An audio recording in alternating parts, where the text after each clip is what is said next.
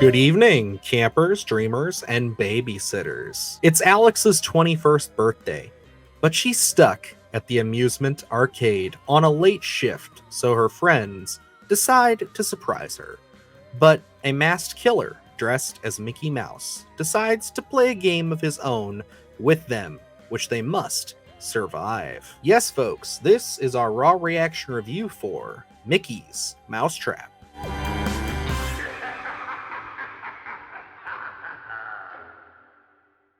Boy, oh boy, Luke, we have another public domain slasher film. And this one, my gosh, this is the one I've been waiting for. You know me, huge Mickey Mouse fan, absolutely adore it. Who is Winnie the Pooh? I don't know who that guy is. This movie right here, I think I can say with everybody, we have been highly anticipating Mickey's Mousetrap.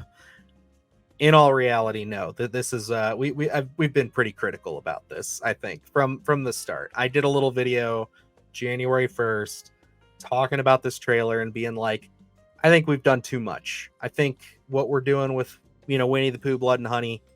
Even at the time, I said that's fun, that's cute. We've since got to see Blood and Honey 2. We've seen the improvements. We've seen the version 2.0, and we can say, hey, that's pretty damn good. And now we get to watch The Imitators. And Luke, we've got to see this film. We got to sit down with it, really take it all in for its cinematic masterpiece that it is. How do you feel about Mickey's Mousetrap? Is this the best film that I've seen all year? Absolutely. But in reality, not even close.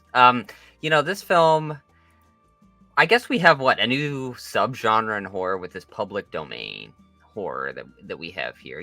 People capitalizing after Blood and Honey and really kind of seeing that momentum kind of pick up with, just all these projects announced. We have a, whole lineup right now.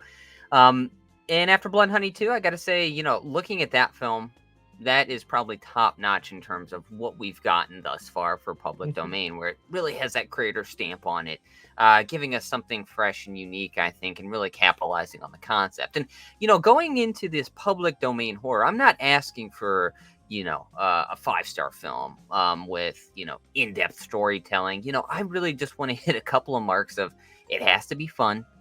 Give me some creative kills. And I don't want to feel like I'm just stagnant while I'm watching a film. I gotta say, this film committed all three of those sins for me, where it really did feel like it was a long journey to get to the end. Creatively, this didn't offer me anything exceptional. And in terms of kills, I gotta say, they played it so safe, and I think every kill in here, because nothing standing out at me, is completely unmemorable. So, is this film kind of a waste? Unfortunately for me, it absolutely was. Yeah, this movie, man, we did not go into this, let's be clear here, because I know we'll get comments from people who are excited for this or who are seeing it for what it is. We didn't go into this saying, oh, this is going to be, the worst movie in the world. We knew this was going to be of lesser quality than some of the films we discussed. We went in, I think, both saying, if this is at the level of like Blood and Honey, it could be fun. Because, yeah, Blood and Honey is a terrible film. It is a bad movie, but they had a vision and they went forward and, like we said, made Blood and Honey too. And that is the full version of that idea put on screen with some quality and some care put to it. That's all I was expecting from this. That's all I wanted from this was, if you have an idea, if you actually want to have fun with this, like Luke said, go for it. Go all the way. But damn, this is, by the clearest definition, a cash grab of a film. I can say in full honesty, I really did my best to have fun with this film. And I didn't even have that, because this movie is just the wheels spinning at the starting line for an hour and a half, and it's grueling, it's upsetting, it's one of those things where I'm just like, I'm not even enjoying what you're serving me. Like Blood and Honey at least has, a couple of fun kills and an interesting, funny, goofy ass concept. This has none of that. This is literally just a cash grab. Absolutely. I will say, I feel like this film pulls its hamstring at the starting line and just kind of flops around on the floor for an hour and a half. Looking at the film again, there's a very low bar here. I just go into these wanting to have fun. I don't think it's going to be in my top 10 of the year when I go into these types of films. I just want to have some memorable kills and just give me an hour and a half of fun. And, the only two pluses I think of this film were the opening scroll, where it kind of pokes fun at itself, and it honestly got me on board. I was like, okay, this film knows what it is. It's just going to kind of give me fun for an hour and a half, and I got excited. I was like, okay, this is going to be something I can just really pass the time with. And I got to say, as soon as we really get into the meat and potatoes of this film, it just doesn't work. And I got to say, the other thing that got me excited for it was when we talk about the smaller filmmaking where you make use of your location. I got to say the location for me was rather intriguing. I was like, okay, maybe we weren't big fans of Five Nights at Freddy's. I was like, okay, this kind of takes place in a similar area. Maybe they can build some atmosphere. Visually, it looked interesting. And conceptually, I was like, okay, maybe they could really take advantage of it. And, primarily this is in like I don't know what you call it, like a Arcade. Giant arcade, fun and stuff kind of place. Doing like parties and stuff. But it really never capitalized on that with any sort of unique kills. The most unique I think we get is some sort of mini roller coaster, which doesn't really go anywhere, in terms of having something creative. So, like, looking at this film, it didn't give me anything fun. And then we look at the killer, and you have this killer with a mask on that's Mickey Mouse offshoot, and I was like, okay, well, maybe we could have some fun here. I gotta say, when you don't deep dive into a killer's background, we're not really, having character moments. It's just kind of this stalker, the specter. I gotta say, this character has no presence for me. I giggled at so many times that this character was approaching other characters, and it's never pokes fun at itself enough to say, okay, I'm supposed to be having fun with this. It kind of teeters with, am I taking this seriously, or am I supposed to be having fun with it? Because I'm chuckling at this the actual slasher itself. So for me, it's hard. It's a hard balance in these scenes where it's bad acting, the slasher has no presence, and the kills and tension are just not there for me. So it just becomes this kind of revolving door of here we go again. It's just changing the character and the kill, but again, not very much, because they really don't take advantage of the actual setting. Yeah, I mean, this is just a revolving door of missteps after missteps. And again, I'm just going to reiterate, because I don't want people to think that we went into this with cruel intentions of being the most negative people. Like, go back and watch our videos. Like, we really do our best to give any of these public domain properties a shot. We try our best to find something redeeming in there, because we get it. Making movies can be difficult. But this is just blatant. Like, this is seriously just one of those films where they're just throwing things at the wall to see what sticks, because there's an element introduced into this that I hate myself for having to dance around spoilers for this right now, but I will. And it's just the fact that they introduce an element with Mickey into this movie that just totally, completely, I'm like, what the fuck is going on? Like, why is he able to do this? And I don't even think the filmmakers know. I don't even think the people behind it know.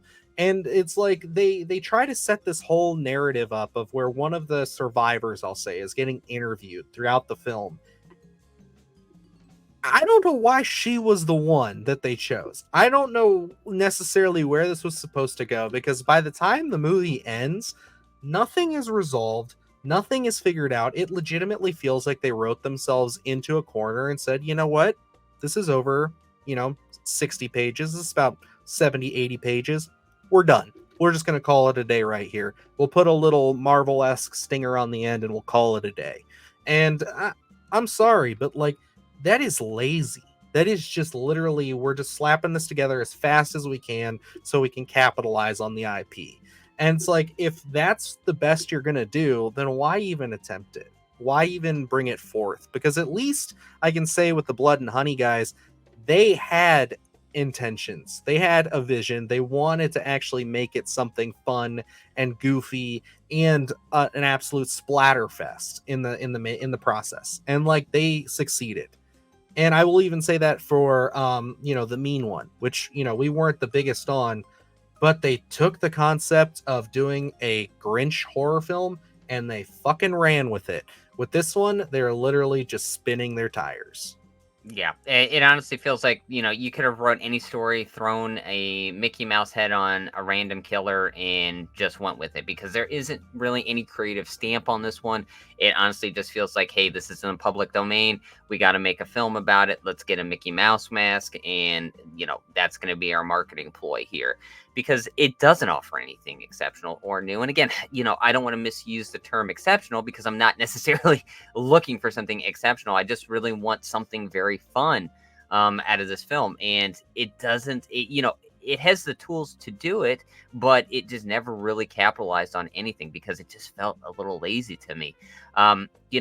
Like they're building stories, they're building a narrative that goes nowhere, and it just felt like maybe their story wasn't there to begin with. And we don't need hand-holded. We talk about this in a lot of our reviews, where it's like, you don't need an answer to every question that's posed, but you get zero answers to anything in here. It just, when you're watching a film and you can almost understand that the writer had no idea, no direction of where they were going, and not just kind of leaving something open-ended. This felt like directionless. It just felt like we were lost in the water, and had no idea of what direction to go down here. Because from a narrative, I was in a mass state of confusion for a lot of it. They do offer some abilities for our killer Mickey, and it's just weird. It sometimes it's confusing in terms of what is actually going on, and is there more than one, or is there?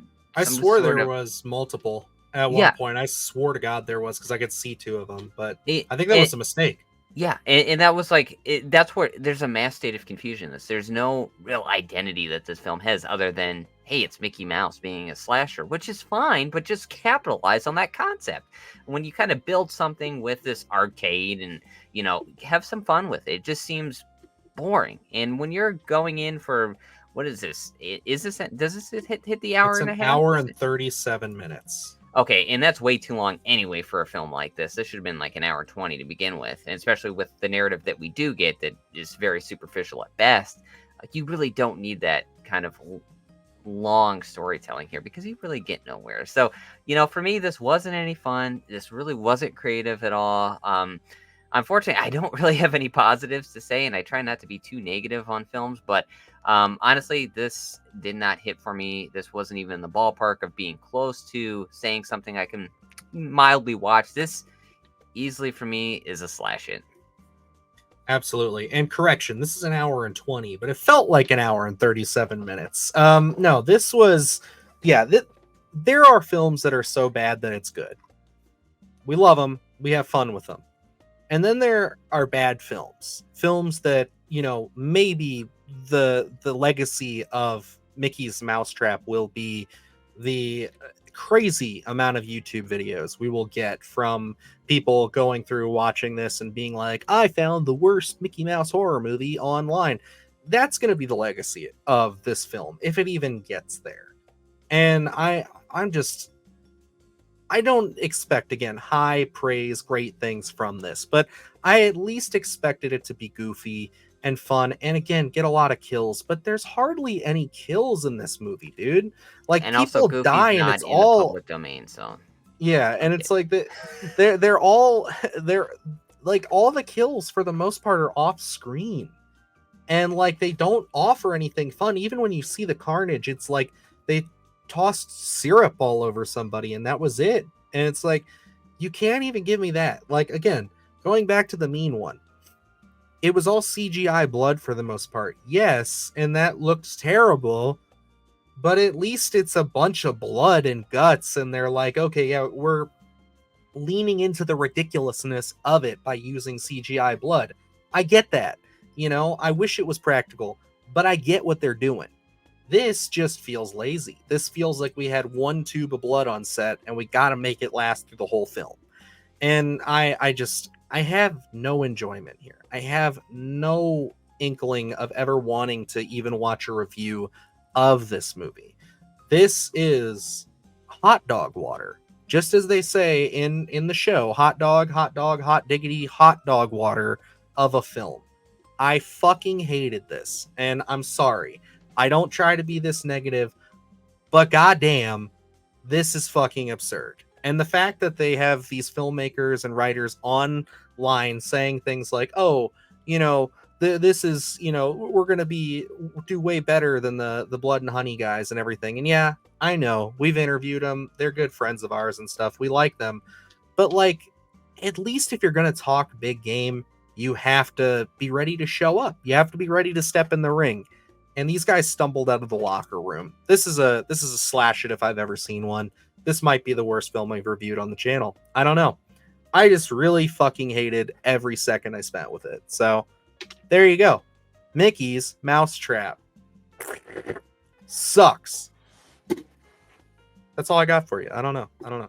Anyway, Luke, hopefully we can watch some good shit here soon, because I need something to bring me back. We're in a drought. We're in a drought. We're in a fucking drought. No, I'm kidding. We actually saw a lot of great things at Fantasia Fest. You know, not everything was a winner, but nothing was nearly as bad as Mickey's Mousetrap. So thank you so much for watching. We deeply appreciate it. And if you want to hear us praise some good films, check out some of our other reviews. I also just posted my 5 films you should watch before you see Cuckoo, which is Cuckoo, one of the best films of the year. So there you go. Other than that, that is all. So until next time, I'm Dylan Newell. And I'm Luke Chinesco. And remember, stay scared. Do the hard shit, gonna do it live. Cause Splattercast kick it every day they live. Splattercast, gonna slash your ass. Splattercast, gonna slash your ass. Splattercast, gonna slash your ass. Splattercast, gonna slash your ass. Splattercast, gonna slash your ass. Splattercast, gonna slash your ass. Splattercast, gonna slash your ass.